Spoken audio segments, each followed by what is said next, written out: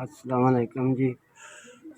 मैं सर जी पिछले महीने जी बड़ी इंतज़ार की थी तुहाडी जी ते औख सौख कर आए हैं जी। इस महीने जी भी बड़ी इंतज़ार कर रहे हैं जी ते गरीब हाँ बहुत इंतज़ार करता रहा। अगे भी तुसी मदद करते रहे जी। अगे हर महीना पहले शुरू महीना आंदा तो तुसी साडी मदद कर देंदे है जी। ते पिछले महीने जी तुसा मदद नहीं की जी। बड़ी इंतज़ार की है। गरीब हाँ, बड़ी सर्दी है, निके निके बच्चे हैं जी ते बेरोज़गार हाँ, कोई रोज़ नहीं जी। ते बड़ी मेहरबानी है जी, कोई गरीब की हेल्प कर दो जी। ते मेरे जी 3 बच्चे हैं पे ते वालदा है भई वो फालज दी मरीज़ है जी। ते मैं आप ही मजदूर आदमी हाँ जी। ठंड दे विच इतना सफ़र नहीं किया जाता जी, मजबूरी तो आना पैंदा है जी। ते साडे कमान वाला जी है कोई नहीं होर जी। ते इहो पिया जी तुहाडी आस लैके आने जी, हर महीने मदद करते हैं जी। पिछले महीने जी तुहाडी आस बड़ी रखी है, आस उम्मीद रखते रहे हैं जी।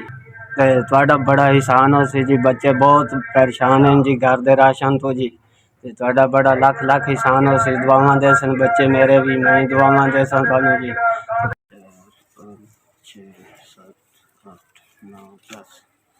1000 साढ़े तिकर पहुँचाया जी।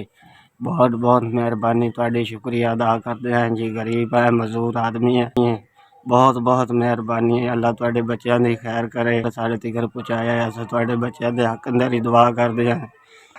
जो तुहाडे दिल की मुराद है वो पूरी करे मालिक। ते बड़ी मेहरबानी है तुहाडी, जो तुहाडे दिल की हसरत है मालिक मुर्शद तुहाडी खैर करे। ते जो तुहाडे दिल की मुराद है अल्लाह ताला पूरियां करे, अल्लाह तुहाडी खैर करे। ये नवा साल है ते पहला महीना है जी, 2024 है जी। ते बड़ी मेहरबानी है, तुसीं साडी हेल्प कर देती है जी। ते बड़ा बड़ा तुहाडा शुक्रिया अदा करने है जी। ए जी बच्चों का कोई राशन लाई सुन जी। ते ठंड है कि कोई बच्चों का कपड़ा थिगड़ा लाई सुन जी। ते बच्चों का आपदा कोई घर की सरकट चलाई सन जी।